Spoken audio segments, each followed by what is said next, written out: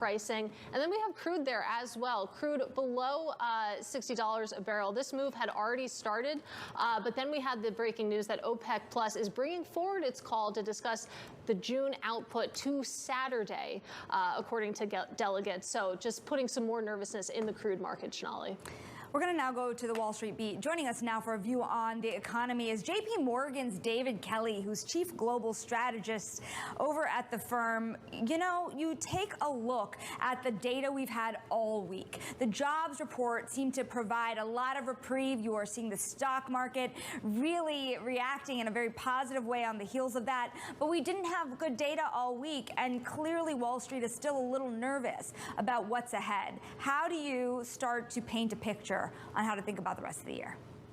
Well, I think Wall Street should be nervous. I mean, we're not seeing that in markets today, but what we have here is a tale of two lags. So there's a lag between GDP growth and employment. Companies don't want to fire people or lay people off until after they see a decline in output. And there's also a lag in the data itself. I mean, these numbers reflect the survey week, which is the week that ended on the 12th of April, 1 week after the April 2nd tariff increases. The next report, the May jobs report, which we're going to get in early June, that's going to reflect a 5-week period. And I think you're going to see some deterioration in jobs in that period. So I think there is some softening coming here. But overall, it's, you know, the economy is slowly weakening here, and I think it's going to get hurt by tariffs. But there's just a lot of distortion in the data this week. So, you know, I think that's confusing people, but I wouldn't take too much comfort in these numbers. I mean, would you take comfort in a 9-day winning streak, David? It's pretty insane to see this kind of move. We haven't had that long of a string of gains since 2004. You know, a lot of people trading in this market were, you know, in elementary school then. So what do you think is driving these incredible gains? Well, I think we've been taught for many, many years that you buy the dip, and when the uncertainty begins to diminish, you just pile on in. And I do think the tariff uncertainty is going to drift away here. You know, obviously there's not a lot of clarity about how we're going to end up with China, but I think what's happened since April 2nd is the administration has realized that these overall reciprocal tariffs really aren't likely to stick, and it's not something that they can really stick with over time. So I think they'll try and get back to a 10% universal tariff. I think they're going to try to negotiate China down, but of course I think China's calling our bluff here, so I think that'll be easier said than done. But if we end up, you know, in a few months' time with much more clarity on tariffs, that's a positive for equities. And the other thing we haven't talked about that I think is very important here is the House Ways and Means Committee is working on a big tax bill. And I believe that despite all the talk about cutting government spending and cutting deficits, there's going to be a whole pile of fiscal stimulus sugar in that bill. Right. And I think that's really what the Federal Reserve is worried about and waiting to see before they commit themselves to rate cuts. I can understand why the Fed would be worried about that, but let's talk about what it would mean for the market a little bit more, because something we've been talking about on this show over the past couple months is the sequencing of it all. The fact that the Trump administration led with, of course, trade policy. That is the priority, and that hasn't been very palatable to the markets. Some of those tax policies that we're talking about, obviously that would be taken a little bit more friendly. So if this works out, that we do get this easing of trade tensions, this fading away that you describe, and we also get the sugar rush of potential tax cuts being extended, how does that set us up in the second half of this year, David? Well, I think there are two things. One is the timing on these tax cuts are really important. I mean, obviously extending the Tax Cut and Jobs Act of 2017 just kicks in January 1, doesn't change anything.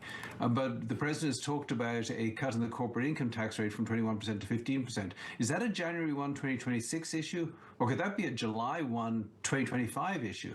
And similarly, other tax cuts, income tax cuts. I mean, if the Congress and the president want to use tax cuts as fiscal stimulus, you could kick them in the second half of this year. And that would have a major impact in bouncing the economy out of whatever weakness is going to emerge because of these tariffs. So I think we have to take a look at that. But overall, I think the stock market would react well, particularly if we lead with corporate income tax cuts and go a little lighter on the stimulating consumers. But for the bond market, I do think this means higher rates if we get that tax package. So we're going to be watching this very closely. David, and meanwhile, the Fed is going to stay on hold. David, you know, it's interesting. Usually people like a lot of sugar with their meals when you think about that fiscal stimulus that you might see from the tax package. At the same time, you have seen, to your point on higher rates, the long end really start to slowly take off once again. We were at 429. We were at 420 earlier in the week. We had 7 days of declines being snapped in the last day and a half. Do you think that come summertime, we're going to be sitting here worried again about the fiscal situation of the United States, especially now in the middle of these trade tensions? There's a lot less trust among our partners across the world. Well, that's right. And I mean, I think the acid test is there any seriousness about cutting government spending and actually cutting the deficit? Because a lot of the Doge cuts, I mean, you saw in the federal employment numbers that came out this morning, part of this report, we haven't really seen a significant drop in federal employment at all. Not according to the Bureau of Labor Statistics. So maybe it should be coming, and if that happens, that's something to look at. But even then, you're looking at bigger deficits going forward. And you know, the fiscal sugar is all very well and good, but what we need is fiscal protein. I mean, we need something that actually builds the growth rate of the economy in the long run. Corporate tax cuts probably do that. Cuts to taxes on Social Security, overtime, and or Doge dividends don't do that. And so I think the bond market will be looking at that. I think the Federal Reserve will be looking at that. And also, as some of your earlier guests talked about, you know, these immigration restrictions. If net immigration heads towards close to zero in the U.S., that will further limit our long-term growth potential. Yeah, fascinating stuff. David, great to have you on the program. Thanks for joining us. David Kelly there of JP Morgan Asset Management. This is Bloomberg.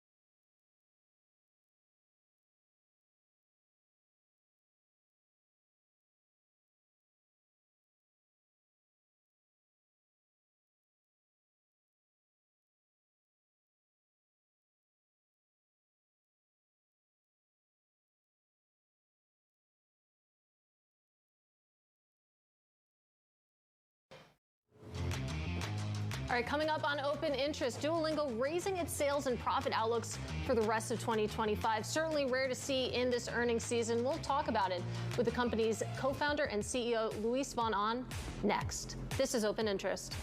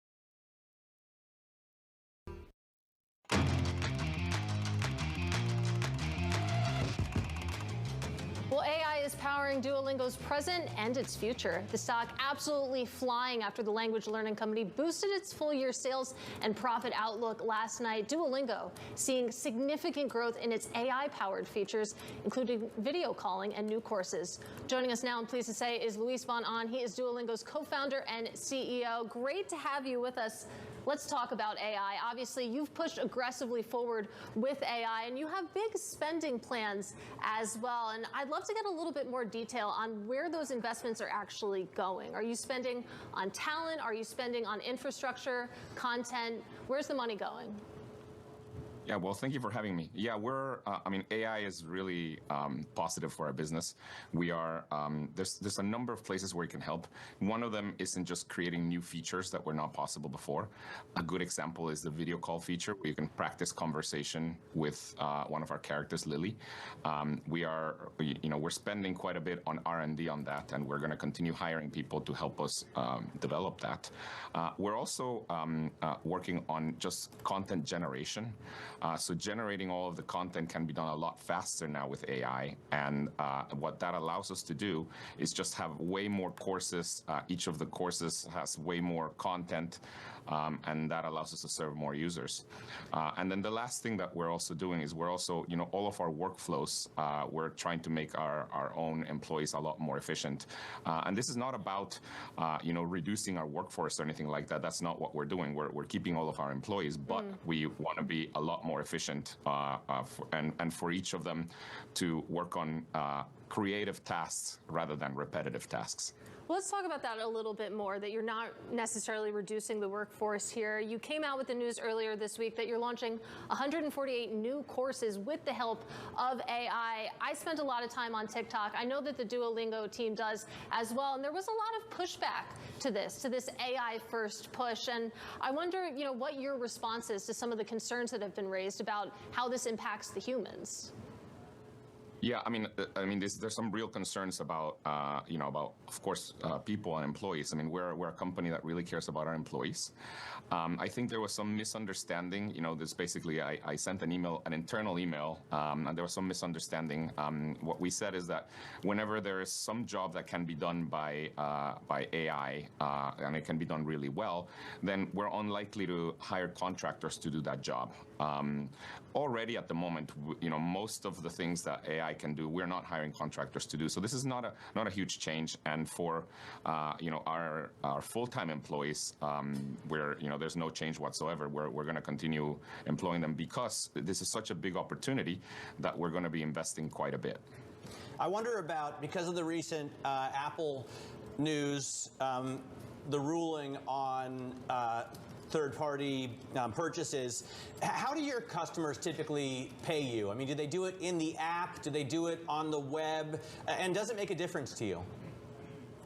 Yeah. At the moment, overwhelmingly, our customers pay us from the app using the, Apple's payment system or Google's payment system, depending on whether it's Android or iPhone. The new ruling would allow us to test. I mean, we don't know what's going to end up happening, but we're going to test this. It would allow us to test having our customers pay us from a web view in the app. So it'll still kind of feel like you're paying us from the app, but it'll be a web view and it won't be Apple's payment system. That would save us quite a bit on margins. I mean, at the moment, Apple, for the first year of subscription, charges 30%. They keep 30%. That wouldn't be the case if we were to do this on a web view. So it's interesting. Katie had mentioned TikTok a little earlier. I really admire how socially extroverted she is because it's a vice. Yes. When I go home, I learn how to play strategy games, chess in particular, something that you have recently launched on your platform for lessons. I'm very curious about why you had done this and what it means for other potential games on Duolingo. Yeah, we're not viewing chess so much as a game. I understand that it is a game, but we're viewing it more as something that's educational. It turns out that learning chess really helps for all kinds of things. I mean, it allows people to think more logically. And so we're viewing it as another thing that we are teaching. We chose chess as our next subject because there really are hundreds of millions of people that are either playing chess or interested in playing chess. I mean, if you just ask around the people it's like, would you want to learn chess? Most people that don't know chess tell you something like, oh, I've always wanted to learn learn this. So that's why we did this. It's not quite yet out in the app, but it's going to be literally in the next few days, in at least in the iPhone app, where you'll be able to learn chess as a beginner, and it gets you all the way to kind of an intermediate level, and so we're super excited about it. I can't not comment on this because I know that Shonali is here at 6 a.m. and stays working until like 8 or 9 p.m.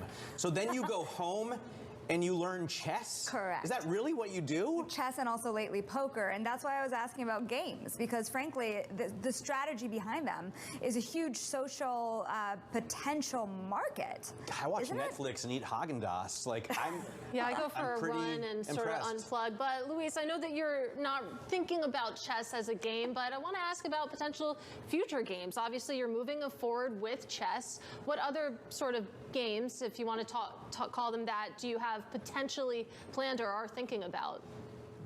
We're unlikely to do games. I mean, we're an education app. Ultimately, what we want to do is teach people things that take a long time to learn and that will improve their lives. So other subjects that we add will unlikely be games. By the way, at the moment, we don't have any serious plan to add other subjects after chess. We will eventually, but at the moment, we're more concentrated on the ones that we have already added, which is obviously language learning, but also math and music, and now chess. I want to know about how well people actually learn languages with Duolingo. I mean, I took Spanish for years. I took French for years. I don't speak a lick of either one. German, I moved to Berlin, and within a month I was speaking it because I was there. How well can you really learn a language using an app on a phone? What really matters is the amount of time that you spend actually interacting with that language. And if you do spend the required amount of time, you can learn a language, and certainly you can learn language well in Duolingo. I mean, I've learned languages on Duolingo, and not only that, we have a lot of scientific studies that show that if you use Duolingo for the required amount of hours, you will get better at the language. Now, what ends up happening is that I think there's a lot of misconceptions about how long it takes to learn a language. To learn Spanish relatively well, you need to spend 500 hours. And this is not just on Duolingo. This is just how long it takes for your brain to learn Spanish. To learn Chinese, you need to spend about 2,000 hours. So yes, it works, and it works actually quite well with Duolingo, but you have to spend the time. Now, what we do really well with Duolingo is keeping you motivated so that you can continue spending the time. Matt, just try Duolingo. I feel like we have this You're right. You are 100% correct. I need to just take the plunge. No, you're right. You're right. I will do it. And I need to keep it up. I am learning Spanish on Duolingo, but I keep on letting it up, so this is good motivation. Luis Von Ahn of Duolingo, we thank you so much for your time. Now, in other earnings news, we're watching Chevron because they are reducing share buybacks this quarter after President Trump's trade war and OPEC's plan to increase supply has hit oil prices. And Bloomberg's Alex Steele spoke with Chevron CEO Mike Wirth a little earlier. Take a listen. We had a very strong quarter. Our earnings were up 6% versus the prior quarter. Oil prices were relatively flat. Strong shareholder distributions, $7 billion in the quarter, and over the last 12 months, about $15 a share. And we're on track for industry-leading free cash flow growth by 2026, even at lower prices. And a big part of that is the Gulf of America. Alex Steele joins us now, and a really interesting moment in oil markets. Does everyone remember the drill, baby, drill kind of rhetoric that was going on in markets? You sat here last time you had spoken to Mike Wirth saying, it's not the moment for that. What is it the moment for, really? Preserve cash, preserve cash, preserve cash. I mean, that's in essence what we've seen Chevron do, kind of preserve where you can. It reported earlier in the last couple months that it was going to lay off 20% of its workforce just to right-size its business so it can manage these lower times. Now, for an Exxon and Chevron, that's all well and good. It's the smaller guys, like an EOG Resources, for example, that are going to feel the pain and maybe have to lay down rigs when you're in like a 50, 60 barrel environment. Well, talk to us a little bit more about, those buybacks, because you have Chevron planning to reduce them, Exxon, it looks like Shell as well, still sticking to their plans. I mean, how is that being received among the investors and the analysts in this market that you speak to? So luckily for Chevron, the reduction in shareholder payouts was widely expected because we've seen it from other big oil companies, particularly those over in Europe. The bad news, though, is that if you're an investor, how many oil companies do you want to own? And do you want to own the one that's actually not cutting your shareholder their to take, payouts. though. Right, and so that's where it gets a little dicey. Now, of course, you have to look at the overall stock price for Chevron. It's underperformed Exxon, so you could make an argument that you can be bullish on Chevron because of a valuation perspective, whereas Exxon's already maybe more fully valued, and some analysts are saying that. On the flip side, you got to get the Hess thing done. They have to have a yes or no when it comes to buying Hess. The arbitration is set for May 26th. You have to wonder what kind of overhang that would finally do for the stock if they wind up getting it. It would be accretive pretty quickly for their production and cash flow. How long? I look at the oil price, Alex, at $50 or with a 50 handle, and I think this has to start coming through to the pump, right? I mean, It is, right? Well, Come on. Donald Trump says he sees under $2 in Florida. I'm seeing over $4 in Westchester. And if you look at the national average, we're at, I think, $3.18 for Yes. regular. And a lot of cars require you to put in more than regular. Does anyone Yeah, I was really going do to say, are that? you talking diesel? Like Yeah. you're not talking No, regular. but I unleaded, have are to you? put 91 octane at least in my car. And most people on this set probably do, even if Katie doesn't. I still got mine for like $3.10 Dude, this I morning. have a Subaru. Okay, so I'm like filling up for like 3 and change. But you're asking about How long it takes to come through to the pump. Yes. Okay. So twofold answer. One is that prices are going to be slower on the downside than upside because the actual retailer that's selling it to you doesn't want to lower it as quickly, or they can't. Right. The other part is refiner margins. Right. They were really not great for a while. They're expanding a little bit. Lower oil prices are good for refining margins, but you're still going to have a good enough margin to produce the actual product. So it's not a one for one. Right. If I'm a refiner and I want to make cash and I want to make some money, I got to wait until the demand's really there. So maybe in the summer driving season, maybe if you have enough supply coming through, it may kick up, but then you got the demand side. So it's a 50-50. But hey, $4 is going to be better than like $8. Yeah, That's true. It is better than this country has cheap gas prices. Buy gas. I'm going to start to Google But I map can't that drive for to you. New Jersey to fill up. That would I'm be in New counterproductive, Jersey. I'm right? in New York State. Anyways, I want to pull up for you a point that you were making a little earlier, which is that investors are not really buying many companies right now. There's only 4 stocks in the energy index right now that are green on the year, and some of these firms are down 25% or more. Take a look at Halliburton, APA, Occidental, almost 20% lower. How much worse does it get, frankly? Because this is a fair bit of pain for this industry. So I actually love that you pulled this up because Texas Pacific is a royalty company. So that's kind of like a different, it's like a leasing land company. So Land it's corp. different, yeah. The others are actually pipeline. So they are actually, should in theory be benefiting from lower permitting time. And if you need to move hydrocarbons around the United States, no matter where you move them to, those guys are going to benefit because in theory, I'm paying them to rent space on their pipeline, no matter whether or not I use it. But the more pure play oil guys, and that's where you're mentioning Oxy, and Oxy has other things to discuss as well, that hurts. I mean, it really hurts. Like, this oil price is rough. The forward curve has also come down quite a bit. If you're making a decision for oil prices 2 years out, it's better than it is now, but it still ain't great. And so how do you sort of resize your positioning and your CapEx from that? All right, Alex Steele with all the nuances, great coverage, great reporting, and great interview.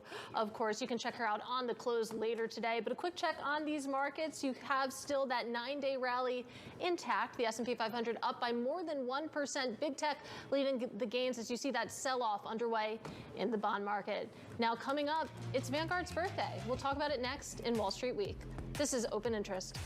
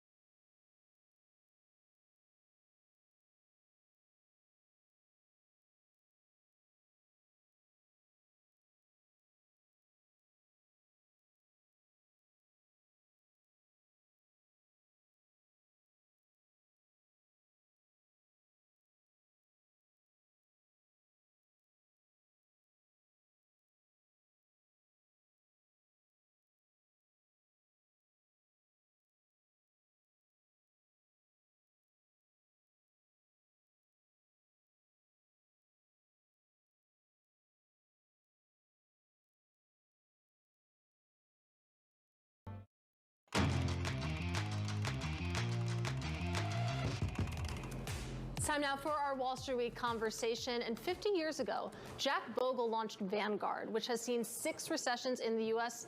thus far. I recently visited Vanguard's campus and sat down with current CEO Salim Ramji to discuss how the company is changing while still staying true to its roots.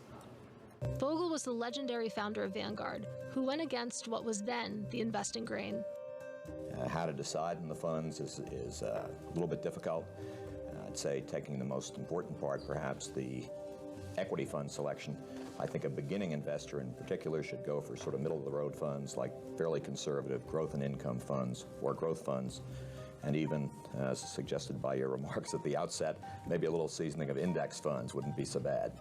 Described you as an industry statesman. When Bogle appeared on Wall Street Week with Louis Rukeyser in the early 90s, Vanguard had around $100 billion in assets under management.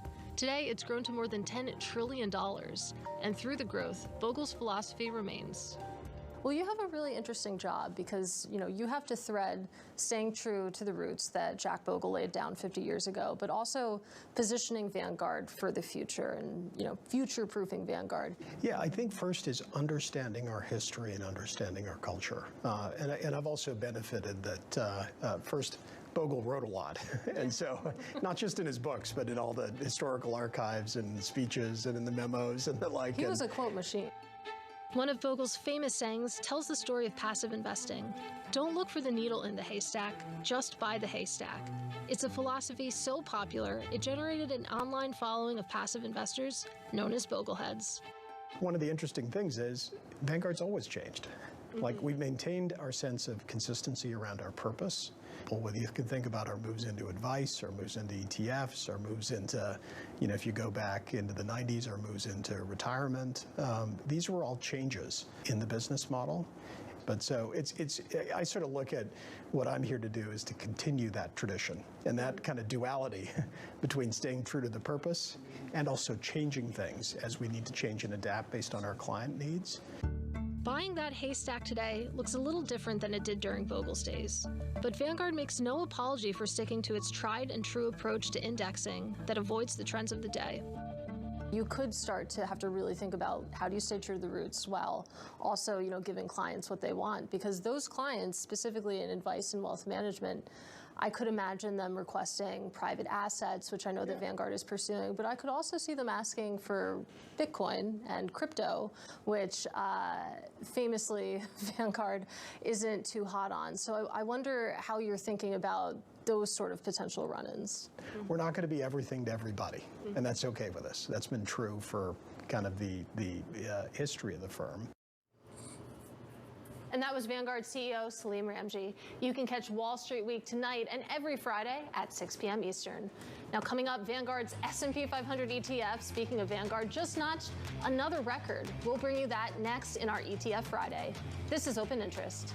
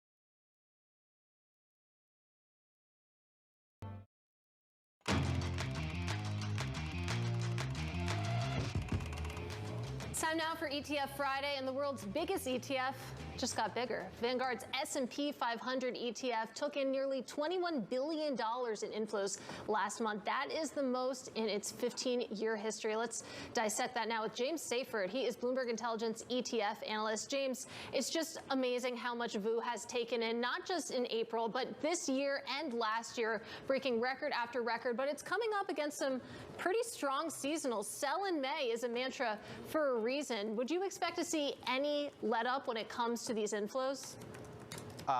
Maybe a let up, but they're not going to turn into outflows. I mean, this thing is an inflow machine. It's now the largest ETF in the world. It just goes, it's a testament to retail investors, really. But when we look at these ETFs, there's no way to know exactly who's the one buying these things, but you can kind of look at the way that they trade and flows occur. And VU is one of those products that's heavily used by retail traders. It's just like every 2 weeks, people with their paychecks, they end up going into things like VU, and VU is the leader in that regard. So that's why we saw a record month in April. We've seen over $50 billion come into that fund this year. And when you think about the volatility that we saw in the market so far this year, and still we had those record inflows, people buying the dips, it's honestly impressive. When you look at inflows and outflows in ETFs in general, across the whole universe, are they much more active when retail traders are exuberant about the market? So when the market is doing well, you tend to see this underlying drumbeat of a trend of money just keeps pouring in. So in years when the market does really well, is up big, like 2024, you tend to see record flows, which is what we saw in 2024. But also when you see market volatility like we saw in the last couple of weeks, couple months even, there's a lot of dip buying, but money is actually moving to different products. We saw a lot of buying of like low volatility stocks. Bond funds actually took in a decent amount of flows. People were making really big bets on like leverage ETF products. So we saw huge bets on like levered long and levered short ETFs. So the activity just really picks up and ramps up in sorts of volatility. But over the long term, a stronger market typically means it's better for flows in a given year. But that wasn't necessarily the case over the last month. We saw tremendous inflows, and it was still to U.S. stocks. Matt, I appreciate that you went broad, but Chanel, I actually want to narrow back in again on VU because this thing is a monster. It hasn't posted a monthly outflow since November 2022. It has never posted an annual outflow. It's amazing. It's the closest thing to a sure thing, at least since then. James, what's not a sure thing? You know, we've seen a lot of popular products come into the market, but this market is different than the ones we've seen in recent years. What's become unpopular? What's become unpopular? I mean, really, we've seen a trend of like money moving away from. So honestly, what's become unpopular is for global ETFs, U.S. focused investing is always dominant, right? So Europe, it tends to be over 60%. It's a little bit less that they're going towards the U.S. Everyone's like, people are moving away from the U.S. But ironically, so far this year, U.S. investors were piling into U.S. equity. But European investors, actually the last 2 months, we've seen outflows from U.S.-focused ETFs. So the U.S. investors don't care about these tariffs. They're still investing with a home country bias. But when you look elsewhere in the world, Europe, APAC, those types of places, any ETFs that are investing in the U.S. have actually seen outflows the last 2 months, which is something we haven't seen in a very, very long time on an aggregate basis. So really, U.S.-based exposure, if you're an investor outside the U.S., is what's been unpopular. All right, James, great to catch up with you. Have a great weekend when you get there. That is James Seyfert of Bloomberg Intelligence. You can read all about the ETF industry if you subscribe to my newsletter, ETF IQ. The link there is bloomberg.com/ETF-IQ. Ideally, you would subscribe and open the emails, but I can't ask for everything. But you have a TV show also about ETFs. Well, we usually do have a TV show on Mondays at noon. Not next Monday, though, because as Shonali knows well, it is Milken next week. It is Milken, and we start you Monday morning with Jane Fraser, the CEO of Citigroup, CEO of Apollo, Mark Rowan, PJT Partners CEO Paul Taubman, Capital Group's Mike Gitlin. We got a lot on the plate. Yeah, a lot coming up. Very much looking forward to Shonali at Milken. We're going to bring you all of those interviews. This is Bloomberg Open Interest. Have a fantastic weekend.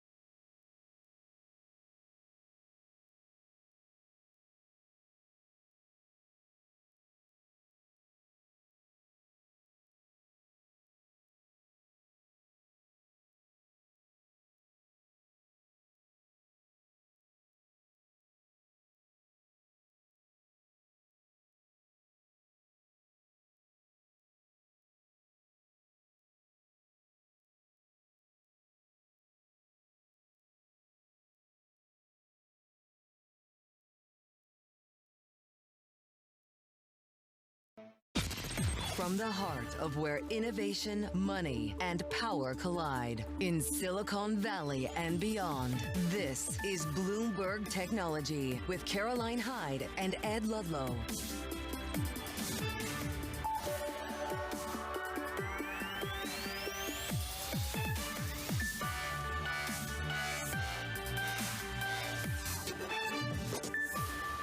Live from New York, this is Bloomberg Technology. Coming up, Apple hit with analyst downgrades as tariff and growth worries, they increase. We'll break down the company's latest earnings. Plus, Roblox daily users jump 26% amid efforts to bring in new players. We have the CEO later this hour. And a conversation with the U.S. Energy Secretary after 100 days of Trump policies. But first, we check in on these markets. Look, we've got another day of gains. We are bouncing back from our April sell-off. We're up 3.2% over the last 5 trading days. We add a cool almost $500 billion in terms of market cap to this key tech benchmark.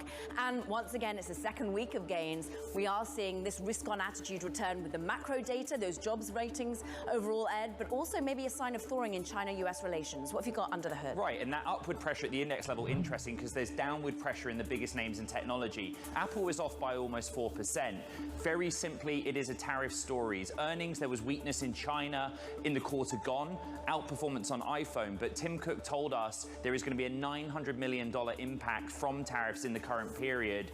What does that even mean in the context of what Apple does around the world? Amazon forecasting for the current period operating income that's billions of dollars below what the street thought. Uncertainty and tariffs. It's a very clear story, and both stocks are under pressure. They are, and we're going to have so much great analysis on both individual names. As a whole, we go to Bloomberg's Ryan Flestelica. And look, earnings thus far, the big mega cap fall we had this week, Microsoft Meta managed to bounce through these trade headwinds, but Apple and Amazon with tangible goods do not. Yeah, thanks for having me. So I'd say overall, this earnings season has been pretty positive for big tech. At least it was until yesterday afternoon. Apple in particular, people were already worried how much is tariff going to impact them? What is this going to mean for their growth, which was already sort of stalled relative to other big tech companies? What is this going to mean for its multiple, which was already elevated relative to other big tech companies? And it really, I don't think this was exactly the worst case scenario, but certainly it was a disappointment, and it just underlines a lot of the concerns that people already had about the stock. Let's focus on Apple in the context of the stock. How has the sell side reacted? What do we see in terms of downgrades on the stock from the street? Well, we had at least 2 downgrades this morning. One of them was a cut to a sell rating, which is pretty rare for Apple. There's a lot of concern that maybe we haven't yet fully seen the impact of tariffs. Maybe this is going to be something that continues to build over the rest of the year. That was Jefferies downgrading the stock to an underperform rating. We also had Rosenblatt, which cut the stock to a neutral rating, warning just in general about, what is it going to take for a real inflection of growth. It says an AI iPhone sort of super cycle upgrade is needed, and it says that it's becoming less likely as time goes by. Bloomberg's Ryan Flestelica, thank you very much. Let's stay with Apple earnings and bring in Nabila Popao, Senior Research Director at IDC. I want to think about this in terms of all of the consumer electronics that Apple has built and moves around the world. If the company tells us that the impact of tariffs is $900 million in the current period, what does that really mean? Is that significant? Is it a small hit? And how do you model for it? Yeah, no, that's a great question, and thanks for having me. I think, if you're looking for Apple, that number in the grand scheme of things isn't much, right? It's still less than 2% of their revenue, right? But I think a bigger question will be how will, because they could still cushion that with other, like their revenue from coming from other product lines and for profitability from other places. But I think the bigger question for everyone will be, what will Apple do with prices? And that's a question that Tim Cook didn't address, right? Will they increase prices on their devices? And that's traditionally something Apple hasn't done. Historically, they've never raised prices on their products mid-cycle. So I'm, very curious, and I think everyone's really looking to see how Apple does that. But the other challenge, is how they're going to navigate with their supply chain. And we've already seen that, right? Apple's already demonstrated incredible flexibility in moving their supply chain already in Q1, ramping it up significantly, and they confirmed that, right? There were reports earlier last week about them ramping it up very fast from moving from India, but Tim Cook just just confirmed that they moved about half of their units for the U.S. market from India. Yes. Can I jump in? Because you make such a clear case in the supply chain and the way in which that is being navigated. But we're looking right now at the demand side. In China, there was weakness once again, despite some of those subsidies. How did Tim Cook manage to deflect what seems to be, once again, just a story they can't turn around? Yeah, well, China has been an area that they are, recently have been challenging, and that's what I was saying before. Even the tariff story, they've been this weakness in China has been something that they've been dealing with, and they will continue to deal with. We were already, baking this in our forecast for this year. The challenge from Huawei continues to grow, but at the same time, they are continue to be the leader in China in terms of the premium segment. They still have 70% share. But the silver lining for Apple is still maybe not be in China this year, but they're still going in emerging markets. They are probably going to increasingly have more of their models move over to their in-house modem, which will help their profitability. So there is still some silver lining. And again, as they scale their production in India, that will really help them deal with the tariff challenges as well. And hopefully once we hear it more, in WWDC in terms of the announcements with Google. If we hear about it at WWDC, right? Like, because Tim Cook did not speak about a lot of this stuff on the call. You make a good point, though. The other news headline is that Apple is going to source, starting right now apparently, millions more chips from the TSMC fab in Arizona. How does that impact the cost of production of a handset? And how do you model for it being taken out of their hands that they have to raise prices or not? It's just very, we don't have visibility in terms of exactly how many chips are going to come from where, but we do know that they are really trying. I mean, the thing is with Apple, right? They have been so, they're really good, and their biggest strength is how they navigate through all of these, the way they negotiate with their supply chain, and they have a lot of strength, right, in terms of where they want to move things around. They are able to, even with prices, with logistics, and Tim Cook's background as an operations guy, right, and on top of his strength in terms of geopolitics, he has strength and, history with navigating and negotiating with both administrations. So I do have faith that he will be able to take, weather through the storm. It will just take some time, whether it's through the supply chain or whether he does it through internal, changing of going through more in-house or changing the supply chain and manufacturing, whether it's through India or through to the U.S. But it just takes some time, and we do expect this to be a challenging year for Apple. But in the long term, I do see that, they will be able to come through.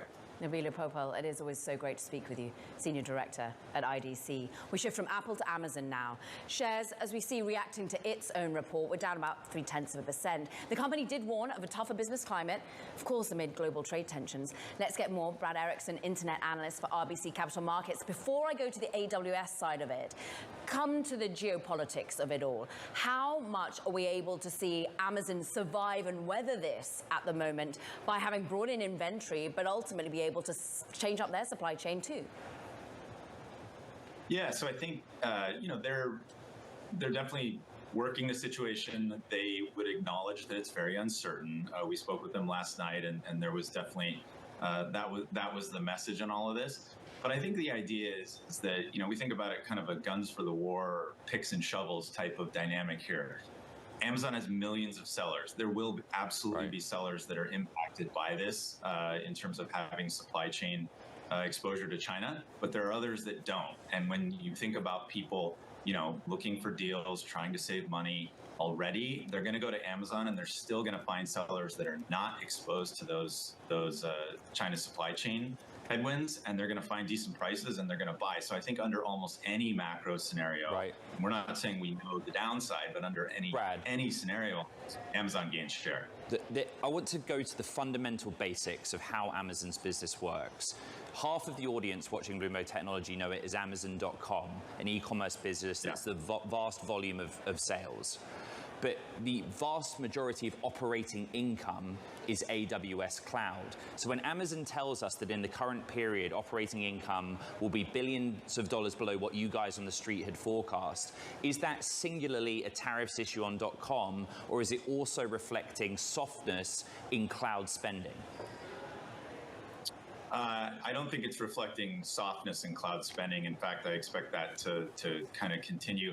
I think the issue is more just that, well, one thing I would clarify is that, yes, the midpoint of the guidance was below the street, but typically Amazon hits or exceeds the high end of the guidance. And so I think really when you think about where the quarter likely ends up, it was probably closer to in line. I'm sure they're building in some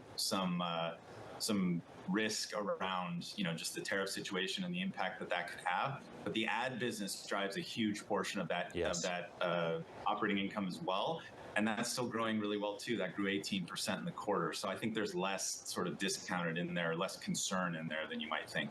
And they're still very focused on all the innovation, whether it be over AWS, whether it be in space, whether it be on what they're doing in terms of getting your product to you faster. All of that, though, takes costs. And I'm interested that Meta signal, look, we're sticking to, for example, our CapEx, and we're raising it because of infrastructure spend is going to go up because of tariffs. Do you think that's going to affect the cost of doing business at AWS in any way, Brad? It could, yeah. I mean, I think the comment we made earlier in the week on Meta was that,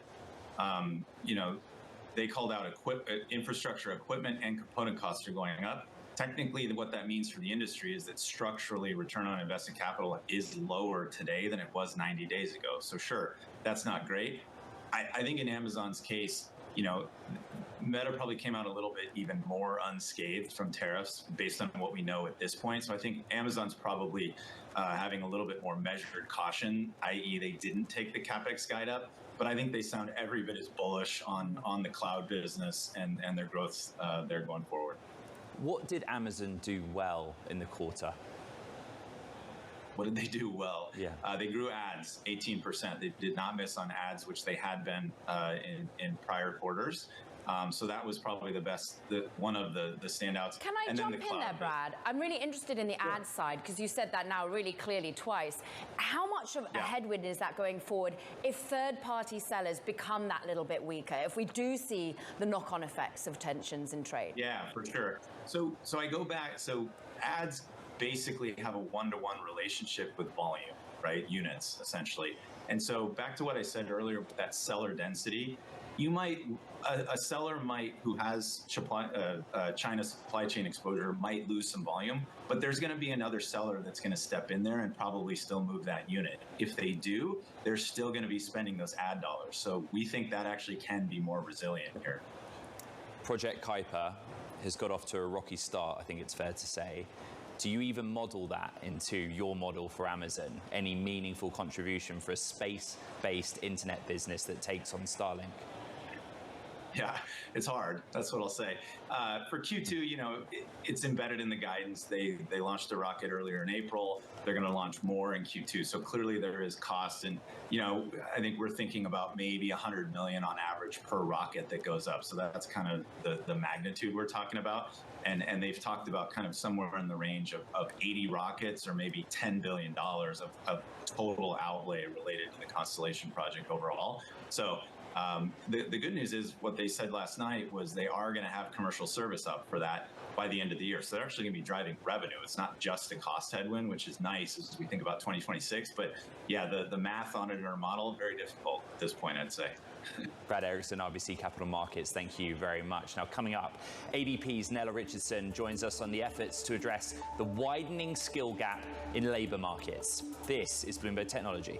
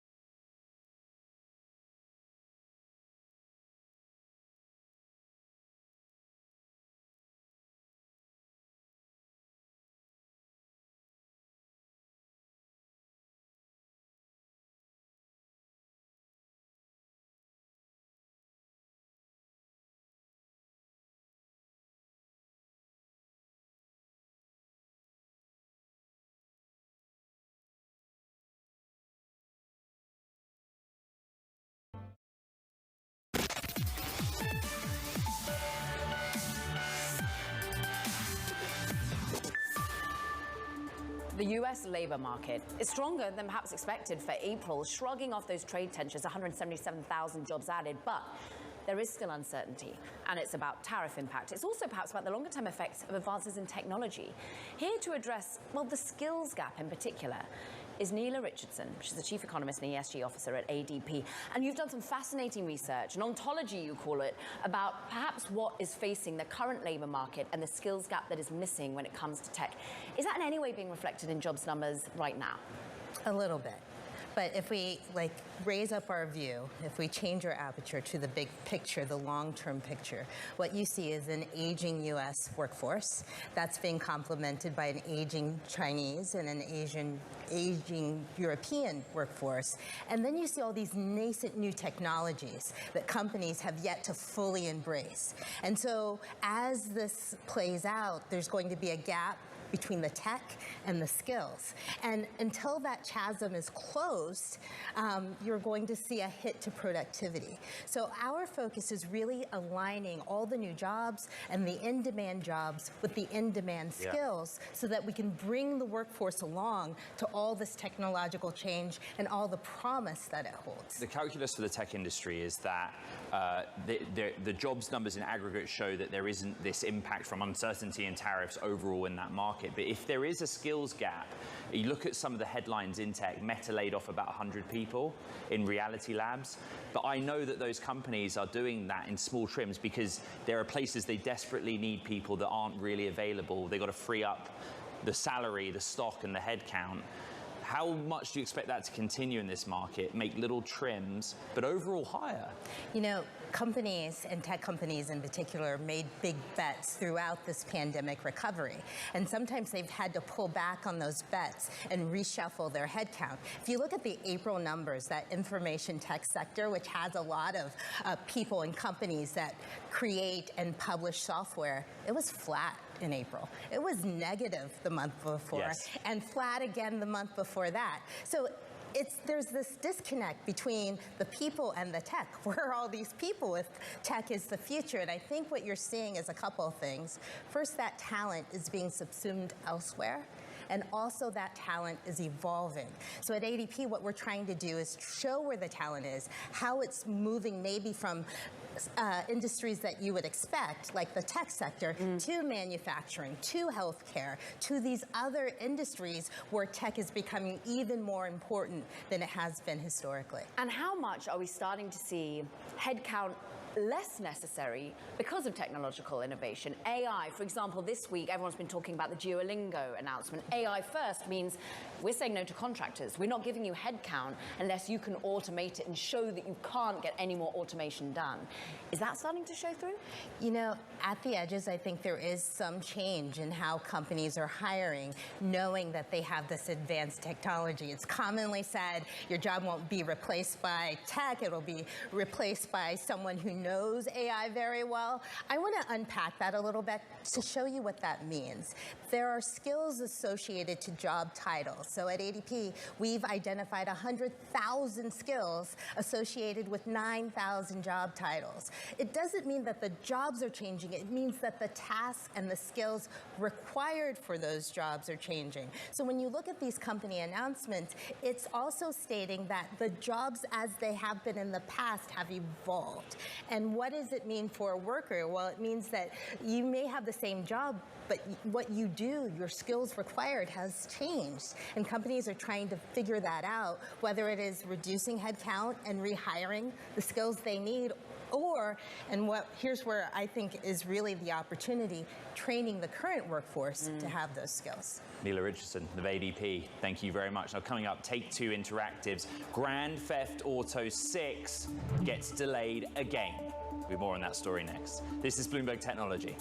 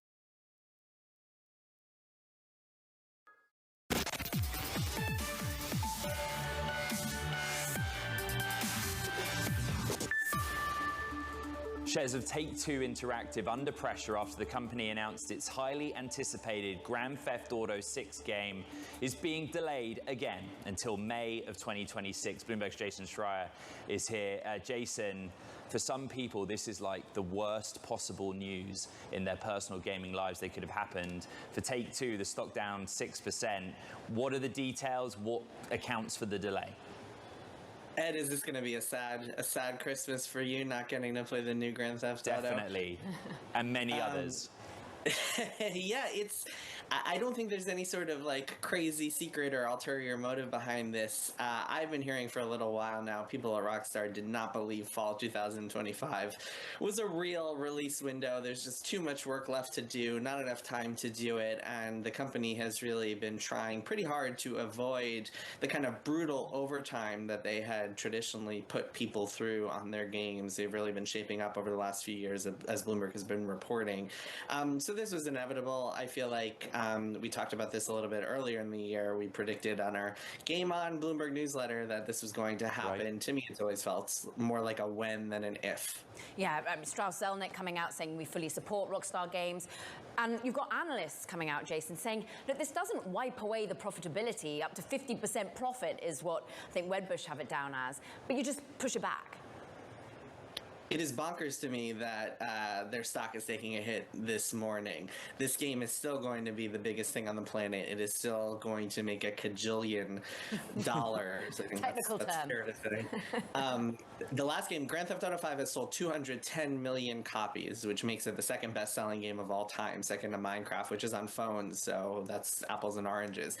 To put that in perspective, that Grand Theft Auto 5 alone has sold more than the entire Assassin's Creed series. An entire publicly traded publisher, Ubisoft, its flagship series has undersold GTA 5 alone. This is going to be the biggest entertainment launch ever, and the fact that investors are now spooked because it's coming a few months later, maybe it moved fiscal years, that is bonkers to me. I think the bonkers element, though, is strip away. It's just once again anxiety, isn't it? That people's eyeballs go elsewhere. Where does it go, Jason? If you're not, are you still sticking with Grand Theft Auto 5, or are you playing other games? Are you getting more excited about the Switch 2? What happens? Yeah, I mean, this game is such an anomaly. I think a lot of games have to worry about that. A lot of multiplayer games, especially that are coming out, have to worry, oh no, Bungie's Marathon is coming later this year. Is that going to compete with our new online game that is coming? It's a very competitive landscape. GTA is a class of its own. This is a game that everybody is going to play no matter what. So again, it seems a little silly to me that investors are worried about a delay when the game is still going to be... We're showing that data right now, right, that you were just talking about. 210 on GTA 5. Just real quick, just explain the basics of what the game is. You have 30 seconds because the audience might not know. Yeah, GTA 6 is going to be two components. One is going to be the single-player part of it, which is a big open-world game where you drive around a fictional version of Miami and you do crimes and you follow a story, and it's all very beautiful and cinematic, and people really love that. The second part is an online component where you do similar sort of things, heists and crimes and online driving, except with your friends. I still can't get over that full screen. The Tetris data. The Tetris data, like 500 million people. We'll pick it up another time, Jason, don't worry. One of our producers, a keen lover of Tetris, Jason Schreier, we adore having you. Thank you. Coming up, we've got a conversation with the US Energy Secretary, Chris Wright. This is Bloomberg Technology.